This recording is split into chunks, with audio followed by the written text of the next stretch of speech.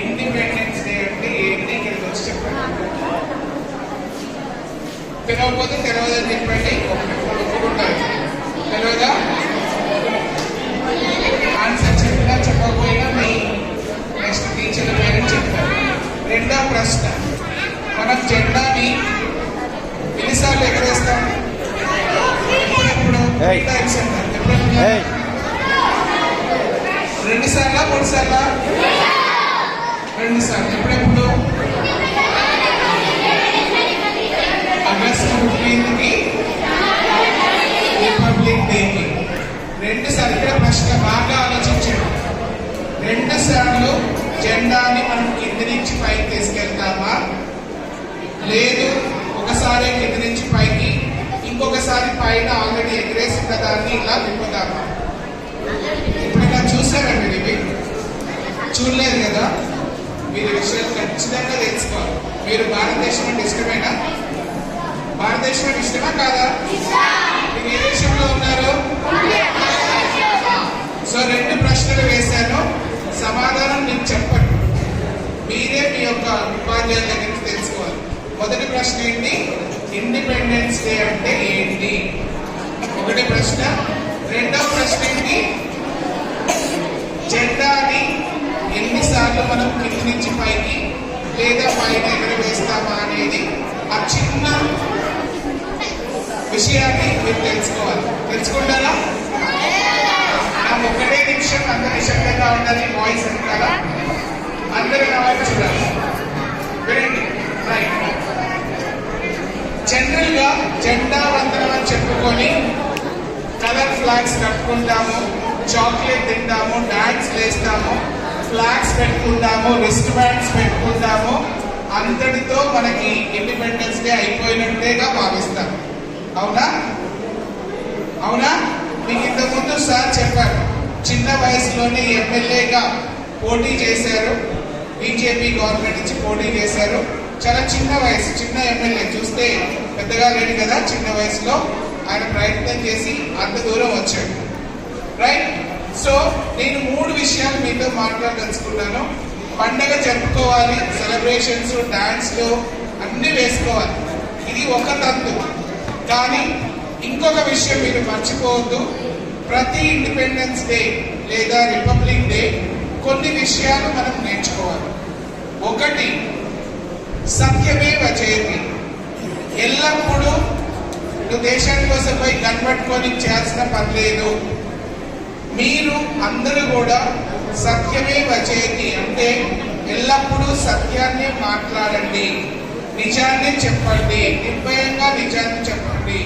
అమ్మాయిలు కావచ్చు, అబ్బాయిలు కావచ్చు, ఎప్పటికీ మీరు అబద్ధాలనేవి చెప్పవద్దు. నాకు మీరందరి రోజు నాకు ప్రమాణం చేయాలి, సార్ ఈ యొక్క జెండా వందనం పండుగ నుండి మేము ప్రతిసారి నిజమే మాట్లాడతాము, సత్యమే చెప్తాము, అబద్ధం చెప్పము అని మీరు నాతో పాటు ప్రతిజ్ఞ చేస్తారా?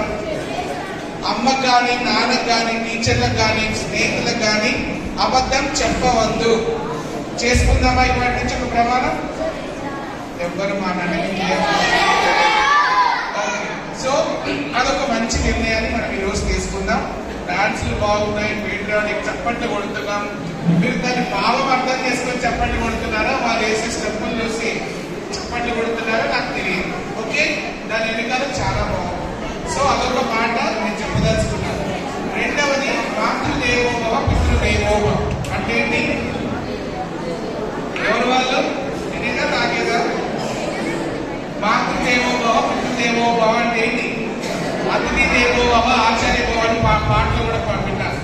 ఏంటది? ఎవరు వాళ్ళు? ఎవరు? పేరెంట్స్, తల్లిదండ్రులు.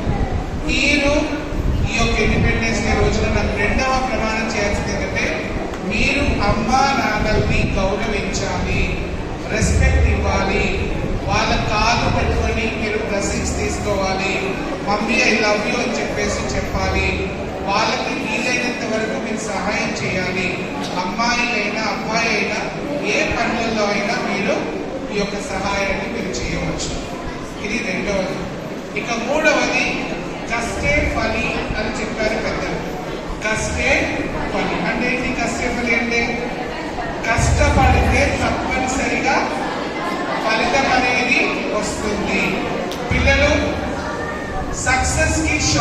లేదు.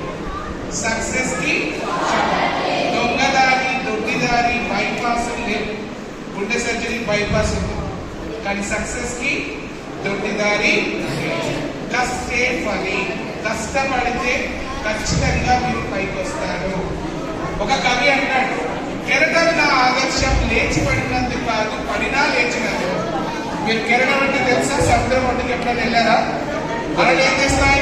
అలా లేస్తాయి, పడతాయి, మళ్ళీ ఏం చేస్తాయి? మళ్ళీ లేస్తాయి. కాబట్టి కష్టాలు అనేవి మీకు కెరటాల్లాగా ఉంటాయి, అవి లేచి పడుతూ ఉంటాయి, పడినా మనం మళ్ళీ లేస్తూ వెళ్ళాలి. ఇక్కడ ఒక ఇద్దరు వ్యక్తుల గురించి నేను మీకు చెప్తాను. మీకు ఈ బల్బుని కనుక్కున్నది ఎవరు? Thomas Alva Edison. ఆయన ఎన్నిసార్లు ఫెయిల్ అయిందో తెలుసా? మోర్ దెన్ 100 సార్ల పైన ఆయన ఫెయిల్ అయి 101 సారో 105 సారో ఆయన సక్సెస్ అయ్యాడు. అయినంత మాత్రం ఆయన నిరుత్సాహపడ్డా అంటే 100 ఫెయిలియర్లు అయిన తర్వాత ఆయనకు సక్సెస్ అనేది వచ్చింది. మీ జీవితంలో కూడా మీరు కష్టపడి పైకి వస్తూ ఉంటే ఎక్కడో చోట మీకు ఖచ్చితంగా మీకు సక్సెస్ అనేది వస్తుంది. ఇది బాగా గుర్తుపెట్టుకోవాల్సిన అవసరం. Thomas Alva Edison. ఓకే, ఇంకొక ఎగ్జాంపుల్ కూడా చెప్తాను. మీరు కేఎఫ్సీకి వెళ్ళారు ఎప్పుడన్నా? కేఎఫ్సీ అంటే తెలుసా? ఏం తిన్నారు అక్కడ? లెగ్ పీసెస్ తింటారు, అవునా? వింగ్స్, లెగ్ పీసెస్ తింటారు. ఈ కేఎఫ్సీ అంటే Kentucky fried chicken. Kentucky fried chicken. K అంటే కెంటూకే, ఎఫ్ అంటే ఫ్రైడ్, సి అంటే చికెన్. కెంటూకే అనేది ఆయన యొక్క గ్రామం పేరు. ఏం పేరు? గ్రామం పేరు. ఇంకా ఫ్రైడ్ చికెన్ అంటే మీకు తెలుసు. ఈయన చరిత్ర ఒక్క నిమిషంలో చెప్తారు. ఈయన యాక్చువల్గా మిలిటరీలో ఉన్నాడు, తర్వాత రిటైర్డ్ అయ్యాడు. మంచి చెఫ్, మంచి వంటకర్త, వంటలు బాగా చేస్తాడు. వాళ్ళ ఊర్లో తనకు ఆ నైపుణ్యాన్ని చూపిస్తూ ఊర్లో చేస్తూ ఉంటే, నీకు ఇంత తెలివి ఉంది, ఇంత నీకు నైపుణ్యం ఉంది, మీరేం చేయండి, ఇక్కడ వద్దు, మంచి పట్టణానికి పోమని చెప్పేసి సలహా ఇచ్చాడు. సరే, వాళ్ళ సలహా తీసుకొని పట్టణానికి వెళ్ళాడు. లుధియా పట్టణానికి వెళ్ళిన తర్వాత చాలా మంది హోటల్ని అప్రోచ్ చేశాడు. నాకు జాబ్ ఇవ్వండి, వంట జాబ్ ఇవ్వండి, నేను చేస్తాను అని చెప్పేసి